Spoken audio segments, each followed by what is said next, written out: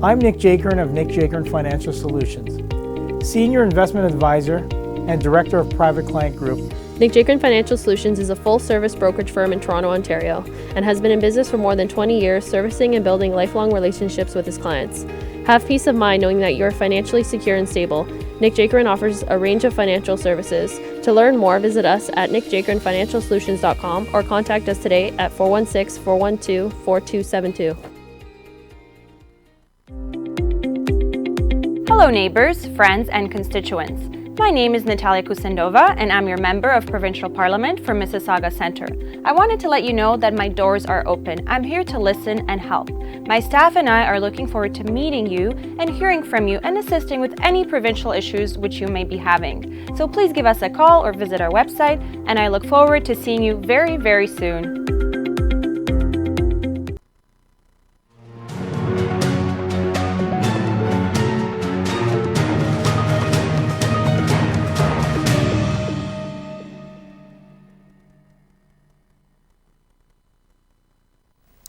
Take TV की तरफ से आप सबको हैप्पी ईस्टर। आज हम अपने वीकली राउंड अप के साथ बातचीत करेंगे इंडिया, पाकिस्तान और कनाडा के अहम सियासी मंजरनामे के हवाले से। सबसे अहम ख़बर जो इस वक्त चल रही है और अगले कुछ हफ्तों तक चलती रहेगी वो है हिंदुस्तान के इलेक्शन जो 11 अप्रैल को शुरू हुए हैं और 19 मई तक जाएंगे, जिसके नताइज आएंगे 23 मई को। और भारत के इलेक्शन के नताइज पर उस रीजन में बहुत सारे अहम फैसले भी होंगे और उन नताइज पर दुनिया की बहुत सारी पॉलिसियां भी मुरतब होंगी, क्योंकि हम एक ग्लोबल विलेज में रह रहे हैं।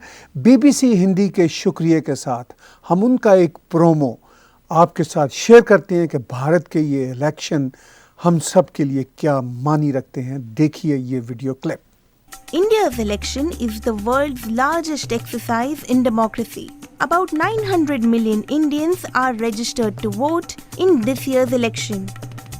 Due to the vast size of the country, it's a massive logistical challenge with 1 million polling stations and more than 10 million election officials involved. There are a total of 543 seats in the lower house of parliament. Prime Minister Narendra Modi and his Bharatiya Janata Party are seeking re-election after a landslide victory in 2014. The main national opposition party is the Congress Party, led by Rahul Gandhi. But many other regional parties also wield significant influence across the country. In the 2014 election, a total of 464 parties took part. India is one of the fastest growing economies in the world, but unemployment is a huge issue. And many farmers are struggling with rising debt and failing crops. 5 years ago, Mr. Modi campaigned with the slogan, "Good days are coming." This year, voters will decide if those days have arrived. आपने BBC Hindi का ये मुख्तसर सा clip जो हमने उनकी courtesy के साथ आपके साथ शेयर किया देखा, और आपको अंदाज़ा हुआ कि ये इलेक्शन भारतीयों के लिए और दुनिया के लिए क्या मानी रखते हैं। और ये बात तय है कि भारत के इस इलेक्शन में दो बड़ी रीजनल पार्टियां हैं, भारतीय जनता पार्टी और कांग्रेस पार्टी। इसके साथ साथ बहुत सारे प्लेयर्स रीजनल पार्टियां हैं। आप सब इस वक्त टीवी से जुड़े हुए होंगे और ये टीवी हैं दुनिया भर के। चाहे अब टीवी को टीवी पर देखने का वो ज़माना नहीं रहा, टीवी को हम अपने मोबाइल फ़ोनों, फेसबुक, सोशल मीडिया के ज़रिए देखते हैं। जिस तरह इस वक्त टेक टीवी लाइव आ रहा है सोशल मीडिया पर आपके सामने। और भारत के ये इलेक्शन इस वक्त पूरे भारतीयों के लिए, ना सिर्फ पूरी भारतीय जनता के लिए बल्कि साउथ एशियंस के लिए और दुनिया भर के लिए इम्पोर्टेंस का बायस है। और सब देख रहे हैं कि किस तरफ हवा चलती है। हवा चलती मेरी राय में कोई नज़र नहीं आ रही। लगता यूं ही है कि मोदी सरकार दोबारा बनेगी, थोड़े बहुत सीटों के फ़र्क के साथ, थोड़े बहुत प्लस और माइनस के साथ। मगर देखने वाली बात ये होगी कि इस प्लस और माइनस के बाद दोबारा से बनने वाली मोदी सरकार क्या फ़ैसले करती है उस रीजन में, اس پر سب کی نظریں لگی ہوئی ہیں. اس وقت جو الیکشن بھارت میں ہو رہے ہیں اس میں جوڑ توڑ ہے. کئی امیدوار اپنی پارٹیاں چھوڑ کر دوسری پارٹیوں میں جا رہے ہیں, زیادہ تر بی جے پی کی طرف آ رہے ہیں, کچھ بی جے پی کے حامی دوسری پارٹیوں کی طرف بھی جا رہے ہیں. جیسا کہ میں نے کہا, بھارت کی اسٹیٹس کے جو ریجنل پلیئرز ہیں, ریجنل پولیٹیکل پلیئرز ہیں, وہ بھی بہت اہم کردار ادا کریں گے اگلی حکومت بنانے میں. یہ بات چیت ہم آپ کے سامنے آنے والے دنوں, آنے والے ہفتوں, آنے والے شاید 2 مہینوں میں لاتے رہیں گے. اور اب ہم بات چیت کرتے ہیں عمران خان صاحب کی. پاکستان کا جو پولیٹیکل ٹرموائل ہے وہ ابھی 8 مہینوں سے ان کی حکومت بننے کے باوجود وہ اپنی مختلف صورتوں میں ہمارے سامنے آ رہا ہے. ایک نئی ری شفلنگ ہوئی ہے کیبنٹ میں اور اس کے کیا معنی ہوں گے, مگر جو اہم بات ہے, جو اہم پیش رفت ہے آج کی, وہ یہ ہے کہ عمران خان صاحب نے بہت عرصہ دراز بعد پاکستان کے قبائلی علاقوں کا دورہ کیا. یہ وہ علاقے ہیں جن پر عمران خان صاحب نے اپنی سیاست چمکائی. ڈرون حملوں کی بات ہو یا آئی ڈی پی کی بات ہو, وہ ہمیشہ ان کے خلاف بولتے رہے تھے, بات چیت کرتے رہے تھے. عمران خان صاحب آج جب گئے ہیں قبائلی علاقوں میں تو انہوں نے اس بات کا اعتراف کیا ہے کہ پی ٹی ایم جو کہتی ہے وہ درست ہے, مگر ان کا یہ کہنا ہے کہ پی ٹی ایم کے کہنے کا جو انداز ہے وہ درست نہیں ہے. ٹیک ٹی وی پاکستان کی ایک مختصر سی رپورٹ دیکھیے اور اس کے ساتھ ساتھ پی ٹی ایم کے 2 لیڈرز محسن داور اور علی وزیر کے ٹویٹ بھی دیکھیے. تھوڑی سی بات چیت ہم کریں گے سپورٹ کے بعد. دیکھیے ٹیک ٹی وی پاکستان اسٹوڈیو کی رپورٹ. وزیر اعظم عمران خان کا کہنا ہے کہ یقین دلاتا ہوں جو مشکلات رہیں ان قربانیوں کو نہیں بھولیں گے. پی ٹی ایم لوگوں کی مشکلات کی صحیح بات کرتی ہے لیکن ان کا لہجہ ہمارے ملک کے لیے ٹھیک نہیں. مزید جانیں گے اس رپورٹ میں.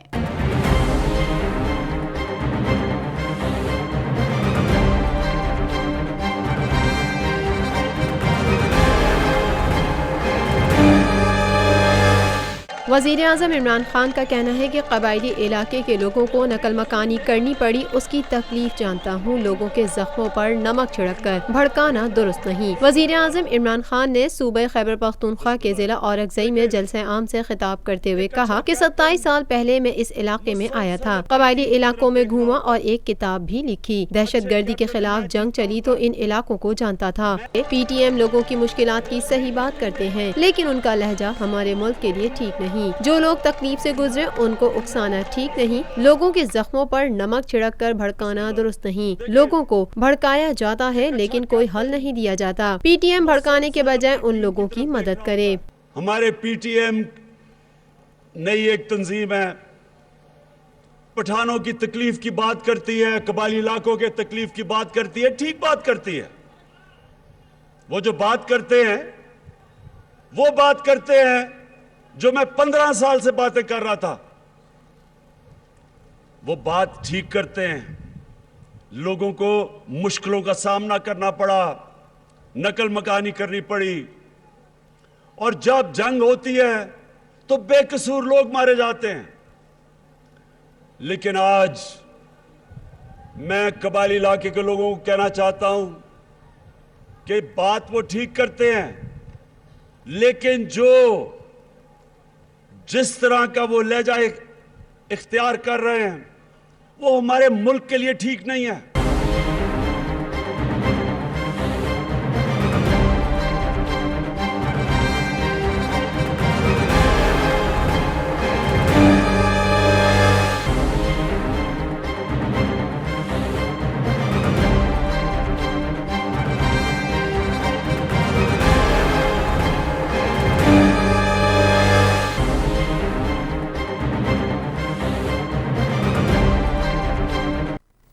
میری ناقص رائے میں یہ ایک اہم موڑ ہے کہ پی ٹی ایم جو کم از کم 2 سال سے شور ڈال رہی ہے اپنے مطالبات کے سلسلہ میں, پاکستان کے وزیر اعظم عمران خان نے وہی بات کی اور اس میں وہ صرف اس بات کا اضافہ کر رہے ہیں جو پاکستان کی سیکیورٹی فورسز بھی کہتی ہیں, اور وہ بھی کہہ رہے ہیں کہ آپ بات ٹھیک کرتے ہیں مگر اس میں جو آپ کا بات کہنے کا انداز ہے وہ ذرا ٹھیک نہیں. وہ کہتے ہیں کہ زخموں پہ نمک نہ چھڑکیں. یہ تو وہی معاملہ ہے کہ ہی سیڈ شی سیڈ والی بات ہے, مگر اہم بات یہ ہے کہ پاکستان کے وزیر اعظم عمران خان نے عرصہ دراز بعد نہ صرف قبائلی علاقوں کا دورہ کیا اور پی ٹی ایم کے اس موقف کی بھی حمایت کی جو موقف قبائلیوں کی اکثریت کا ہے، جس سے یہ اندازہ ہوتا ہے کہ شاید دونوں قوتیں ایک پیج پہ آ رہی ہیں۔ اگر دونوں قوتیں ایک پیج پر آتی ہیں تو اہم بات یہ ہوگی کہ پی ٹی ایم کا جو اہم مطالبہ ہے جس کی عمران خان تائید کر رہے ہیں، وہ مطالبہ یہ ہے کہ ان کے ڈسپیئرڈ لوگ سامنے آئیں اور ان کے ساتھ جو ظلم ہوا ہے، زیادتی ہوئی ہیں، ان کا اعتراف کیا جائے، ان کا سد باب کیا جائے۔ اگر عملی طور پر ایسا ہوتا ہے تو پھر عمران خان ایک درست راستے کی طرف چلیں گے اور اس سے پاکستان کے قبائلی علاقوں کے مسائل بلا شبہ حل ہوں گے، اور پاکستان کی وفاق کو جو مسائل درپیش ہیں وہ بھی شاید کم ہوں گے۔ آنے والے دن، ہفتے اور مہینے بتائیں گے کہ یہ صورتحال کس طرف جاتی ہے۔ اور اب ہم راؤنڈ اپ کے ساتھ چلتے ہیں پاکستان کی ایک اہم پیش رفت، جس میں پاکستان کے وزیر خزانہ نے استعفیٰ دیا، پاکستان کی کابینہ میں ری شفلنگ ہوئی، اور اس میں سب سے اہم جو نقطہ ہے جس کی نگاہیں پوری دنیا پر لگی ہیں، وہ ہے پاکستان کی اکانومی، پاکستان کا اکنامک سٹرکچر، جو ملک اس وقت فائنینشیل کرنچ میں ہے، کس طرح سے باہر آتا ہے۔ اس سلسلہ میں پاکستان کے وزیر خزانہ، جنہوں نے استعفیٰ اگرچہ دے دیا، ابھی نئے وزیر خزانہ نے نہیں لیا حلف، تو مسٹر اسد عمر کیا کہتے ہیں، مختصر سا ان کا کلپ۔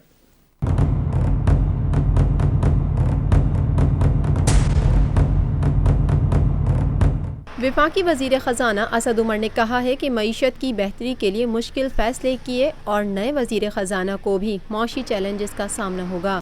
اور اس کی بھی جس وقت میری اپوائنٹمنٹ ہوئی تھی تو مجھے یاد ہے تمام لوگ مجھے انٹرنیشنل میڈیا والے جو انٹرویو کرتے تھے وہ بھی یہی کہتے تھے، لوکل جرنلسٹ بھی کہتے تھے کہ پاکستان کی مشکل ترین جاب اسد عمر کے پاس ہے۔ تو وہ شاید اتنی مشکل نہ ہو، لیکن ابھی بھی میرے خیال میں مشکل ترین جاب جو ہے وزیر اعظم کے بعد یہی ہے۔ اسد عمر جو خود کہہ رہے ہیں کہ ان کی جاب وزیر اعظم کے بعد ان کی جاب اہم اور سینسٹیو ہے۔ بہرحال یہ کیبنٹ کی جو ری شفلنگ ہوئی ہے وہ بہت امپورٹنٹ ہے۔ دیکھنے والی بات یہ ہے کہ اس سے نتائج کیا بہتر ملیں گے۔ آئی ایم ایف کے ساتھ پاکستان کا جو معاملہ ایک ٹف صورتحال پر ہے، کیا وہ حل ہوگا؟ اور اس کے ساتھ ساتھ دیکھنے والی بات یہ بھی ہے کہ فائنینشیل ٹاسک فورس کس طرف پاکستان کو جج کرے گی، کس طرح ان معاملات کو لے گی۔ یہ وہ سنگین مسائل ہیں جن سے پاکستان دوچار ہے۔ پاکستان بہت معمولی جو بین الاقوامی اکانومیز میں فگرز ہوتے ہیں، $7-8 بلین کا بھی ابھی تک ہدف پورا نہیں کر پا رہے۔ اگر پاکستان کو $7-8 بلین مل جاتا ہے آئی ایم ایف کی صورت میں، لونز کی صورت میں، تو شاید وہ اپنے قرضے قسط وار ادا کرنے کی صورت میں آئیں، اور اس کے ساتھ ساتھ پاکستان کو شدید فائنینشیل کرنچ کا سامنا ہے۔ وہ کس طرح حل ہوتے ہیں، یہ جو ری شفلنگ ہے کیبنٹ کی، کیا وہ مدد دے گی ان مسائل پر قابو پانے کے لیے؟ یہ بھی آنے والے دن، ہفتے اور مہینے بتائیں گے۔ اور اب ہم اپنے ویکلی راؤنڈ اپ کے ساتھ آگے بڑھتے ہوئے دیکھتے ہیں ہندوستان کی وزیر خارجہ سشما سوراج کا اہم بیان، وہی بات ہی سیڈ شی سیڈ، بلکہ یہاں میں کہوں گا شی سیڈ ہی سیڈ۔ وہ یہ کہتی ہیں کہ ہم نے جب ایئر اسٹرائک کی تھی بالا کوٹ میں، تو ہم نے بین الاقوامی کمیونٹیز کو یہ باور کروایا تھا، یہ شورٹی دی تھی کہ کسی قسم کی جانی جو شہریوں کی جانی نقصان نہیں ہوگا، یا کسی قسم کی وہاں پر ایسی کولیٹرل ڈیمیج نہیں ہوگا۔ ہاں البتہ وہ یہ کہتی ہیں کہ ہم یہ ضرور اس ٹارگٹ میں تھے کہ جو ٹیررسٹ ہیں وہ مارے جائیں، مگر شہری نہیں مرے، اور یہ ہمیں اس بات پر فخر ہے کہ ہم نے اپنے ٹارگٹ کو بڑے اہم طریقے سے پورا کیا۔ دیکھتے ہیں سشما سوراج کی اس تقریر کا ایک مختصر سا کلپ۔ ہماری یہ ایئر اسٹرائک آتم رکشا میں کی گئی تھی۔ ہم نے انہیں بتایا کہ ہماری یہ ایئر اسٹرائک بہت ذمہ دارانہ تھی۔ ہم نے کہا کہ ہم نے سینا کو کھلا ہاتھ دیا تھا، لیکن 2 نردیش بھی دیے تھے۔ پاکستان کا کوئی ناگرک نہیں مرنا چاہیے، پاکستانی سینا کو خروچ نہیں آنی چاہیے۔ آپ کا ٹارگٹ وہ آتنکی ہے، وہ جیش محمد جس نے ذمہ داری لی ہے کہ پلوامہ میں 40 لوگوں کا شہادت ہم نے کی ہے، जिसकी जिम्मेदारी 40 लोगों को मारने की जिम्मेदारी जिस जैश ए मोहम्मद ने ली है, सीधे जाओ, उनके आतंकी ठिकानों को मार करके चले आओ और उन्हीं आतंकी ठिकानों को ध्वस्त करके आए। सेना ने इतनी जिम्मेदारी से काम किया कि एक भी पाकिस्तानी नागरिक छलनी नहीं हुआ, एक भी उनका सैनिक आहत नहीं हुआ। जब ये नैरेटिव, जब ये कथन हमने इंटरनेशनल उस पर दिया, तो एक एक व्यक्ति ने कहा हम आपके साथ हैं और पाकिस्तान के खिलाफ हैं।